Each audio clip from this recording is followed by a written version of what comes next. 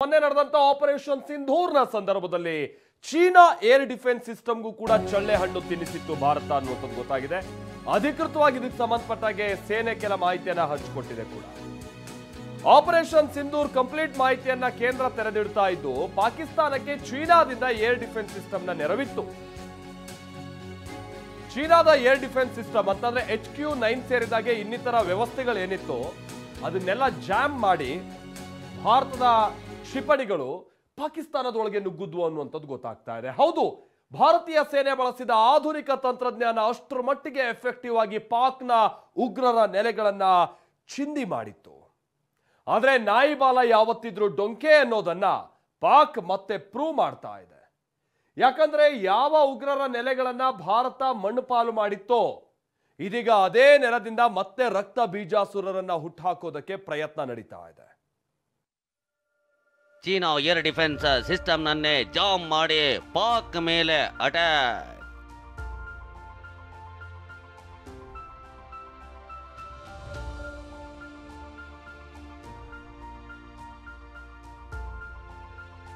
Just 23 ನಿಮಿಷದಲ್ಲಿ ಮುಗಿದಿತ್ತು ವಾಯುಸೇನೆ operation Sindoor.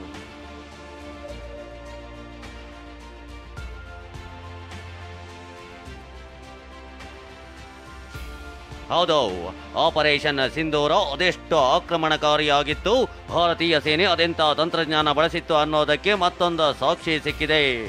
TV9ಗೆ ಕೇಂದ್ರ ಸರ್ಕಾರದ ಉನ್ನತ ಮೂಲಗಳೇ ಈ ಬಗ್ಗೆ ಮಾಹಿತಿ ನೀಡಿವೆ. ಅದೇನಂದ್ರೆ ಚೀನಾ ನೀಡಿದ್ದ ಏರ್ ಡಿಫೆನ್ಸ್ ಸಿಸ್ಟಮ್ನನ್ನೇ ಜಾಮ್ ಮಾಡಿ ಜಳ್ಳೆ ಹಣ್ಣು ತಿನ್ನಿಸಿ ಪಾಕ್ಗೆ ನುಗ್ಗಿ ದಾಳಿ ಮಾಡಲಾಗಿತ್ತು. ಕೇವಲ 23 ನಿಮಿಷಗಳಲ್ಲಿ ಭಾರತೀಯ ಸೇನೆ ಕಾರ್ಯಾಚರಣೆಯನ್ನ ಪೂರ್ಣಗೊಳಿಸಿತ್ತು ಅನ್ನೋದು ಗೊತ್ತಾಗಿದೆ.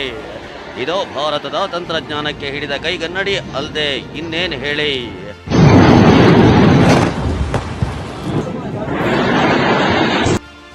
ಅಷ್ಟೇ ಅಲ್ಲ, ಪಾಕಿಸ್ತಾನದ 11 ಏರ್ಬೇಸ್ಗಳನ್ನ ಭಾರತ ಧ್ವಂಸಗೊಳಿಸಿತ್ತು. ಮೂಲಗಳ ಪ್ರಕಾರ ಭಾರತದ ದಾಳಿಯಿಂದ ಪಾಕಿಸ್ತಾನದ ವಾಯುಸೇನೆಗೆ ಶೇಕಡ 20ರಷ್ಟು ಹಾನಿಯಾಗಿದೆ ಅಂತ ಹೇಳಲಾಗ್ತಿದೆ. ಹೀಗಿದ್ರೂ ಪಾಕ್ ನಮ್ಗೇನು ಆಗಿಲ್ಲ ಅಂತಾನೆ ಬಡಾಯಿ ಕೊಚ್ಚಿಕೊಂಡಿತ್ತು. ಇದೀಗ ಮ್ಯಾಕ್ಸರ್ ಸಂಸ್ಥೆ ಪಾಕ್ ಏರ್ಬೇಸ್ಗಳ ಮೊದಲ ಹಾಗೂ ಭಾರತ ದಾಳಿ ಬಳಿಕದ ಸ್ಯಾಟಲೈಟ್ ಫೋಟೋಗಳನ್ನ ಬಿಡುಗಡೆ ಮಾಡಿದೆ. ಈ ಫೋಟೋಗಳಲ್ಲಿ ಸುಕೂರ್, ಸರ್ಗೋದಾ, ಬೋಲಾರಿ, ಜಾಕೋಬಾಬಾದ್, ನಾರ್ಕಾನ್ ಹಾಗೂ ರಹೀಮ್ ಯಾರ್ಕಾನ್ ಏರ್ಬೇಸ್ನಲ್ಲಾದ ಡ್ಯಾಮೇಜ್ ಅನ್ನ ಕಣ್ಣಿಗೆ ಕಟ್ಟುವಂತೆ ಸೆರೆ ಹಿಡಿಯಲಾಗಿದೆ.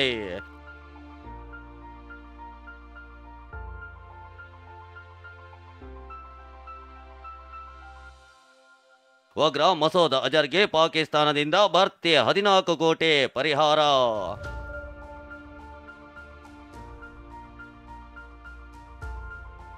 ಭಾರತದಿಂದ ಧ್ವಂಸವಾದ ಉಗ್ರರ ನೆಲೆ ಮತ್ತೆ ನಿರ್ಮಿಸಲು ಪಾತಕ್ಕೆ ಪ್ಲಾನ್.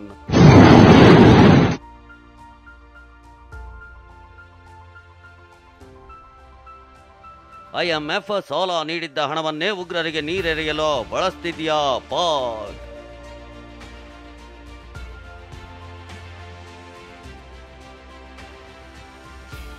ನಾಯಿ ಬಾಲಕ್ಕೆ ಏನೇ ಕಟ್ಟಿದ್ರು ಅದು ಡೊಂಕೆ. ಹಾಗೆ ಪಾಕಿಸ್ತಾನವೂ ಅಷ್ಟೇ.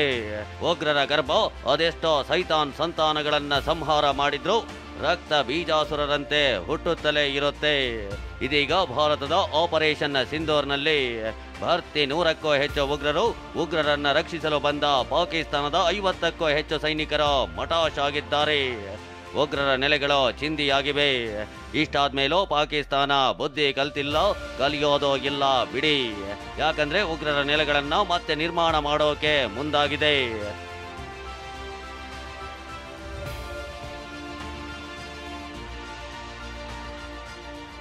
ಮೇ 7ರಂದು ಭಾರತೀಯ ಸೇನೆ ಆಪರೇಷನ್ ಸಿಂಧೂರ ಹೆಸರಲ್ಲಿ ಪಾಕಿಸ್ತಾನದಲ್ಲಿ ಹಾಗೂ ಪಾಕ್ ಆಕ್ರಮಿತ ಕಾಶ್ಮೀರದಲ್ಲಿದ್ದ ಉಗ್ರರ 9 ನೆಲೆಗಳನ್ನ ಧ್ವಂಸ ಮಾಡಿತ್ತು.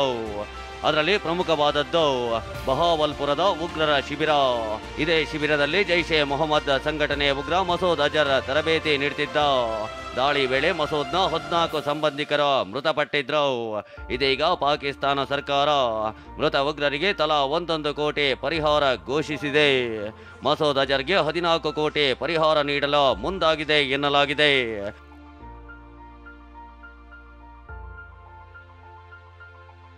ಅಷ್ಟೇ ಅಲ್ಲ, ಉಗ್ರರ ನೆಲೆಗಳನ್ನು, ಅವರ ಸಂಬಂಧಿಕರ ಮನೆಗಳನ್ನು ಮತ್ತೆ ಕಟ್ಟಿಕೊಡೋಕೆ ಮುಂದಾಗಿದ್ದವು.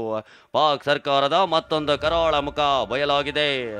ಇಂಟ್ರೆಸ್ಟಿಂಗ್ ಅಂದ್ರೆ IMF ಅಂದ್ರೆ ವಿಶ್ವಸಂಸ್ಥೆಯ ಅಂತಾರಾಷ್ಟ್ರೀಯ ಹಣಕಾಸು ನಿಧಿಯಿಂದ ಸಾಲವಾಗಿ ಕೊಟ್ಟಿರೋ ಹಣವನ್ನೇ ಉಗ್ರರಿಗೆ ನೀಡಲು ಪಾಕ್ ಬಳಸ್ತಿದ್ಯಾ ಅನ್ನೋ ಅನುಮಾನವೂ ಮೂಡಿದೆ.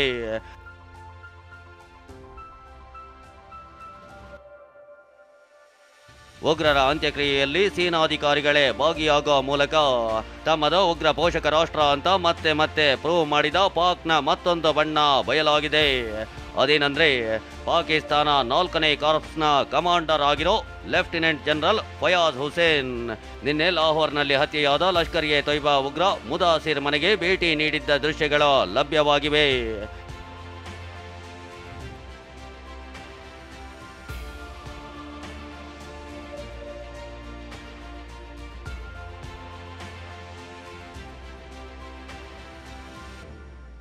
ಭಾರತಕ್ಕೆ S-500 ಸುದರ್ಶನ ಚಕ್ರದ ಬಲ.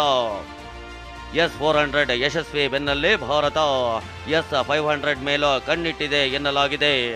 ರಷ್ಯಾ ಸದ್ಯ S-500 ಅನ್ನ ಅಭಿವೃದ್ಧಿಪಡಿಸಿದ್ದು ಲಾಂಚ್ ಮಾಡಲು ಸಿದ್ಧತೆ ನಡೆಸಿದೆ. ಭಾರತವು ಕೂಡ ರಷ್ಯಾ ಮುಂದೆ S-500 ಅನ್ನ ಜಂಟಿಯಾಗಿ ಅಭಿವೃದ್ಧಿಪಡಿಸಲು ಪ್ರಸ್ತಾಪ ಸಲ್ಲಿಸಿದೆ ಅಂತ ಹೇಳಲಾಗ್ತಿದೆ.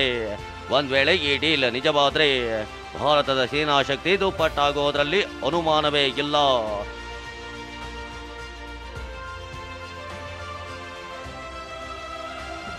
ಇದರ ನಡುವೆ ಭಾರತೀಯ ಸೇನೆ ಭಾರ್ಗವಾಸ್ತ್ರ ಎಂಬ ಹೊಸ ಆಯುಧವನ್ನ ಸಿದ್ಧಗೊಳಿಸಿದೆ. ಭಾರತೀಯ ಸೇನಾ ಪಡೆಗೆ ಈ ಭಾರ್ಗವಾಸ್ತ್ರ ಹೊಸ ಶಕ್ತಿ ತುಂಬಲಿದೆ. ಶತ್ರುಗಳನ್ನ ಚೆಂಡಾಡಬಲ್ಲ ಭಾರ್ಗವಾಸ್ತ್ರ ಪರೀಕ್ಷೆಯನ್ನ ಒಡಿಶಾದ ಗೋಪಾಲಪುರದಲ್ಲಿ ಯಶಸ್ವಿಯಾಗಿ ನಡೆಸಲಾಗಿದೆ. Bureau report, TV9. MDH ನ ಕಿಚನ್ ಅಲ್ಲಿದ್ರೆ ನಾವು ಎಲ್ಲವನ್ನು ಮಾಡಬಹುದು. ಬೆಂಗನ್ ಕಾ ಬರ್ತಾ, ಆಲೂ ಗೋಬಿ, ಭಿಂಡಿ ಮಸಾಲಾ, ಇನ್ನೂ ಬಹಳಷ್ಟು. MDH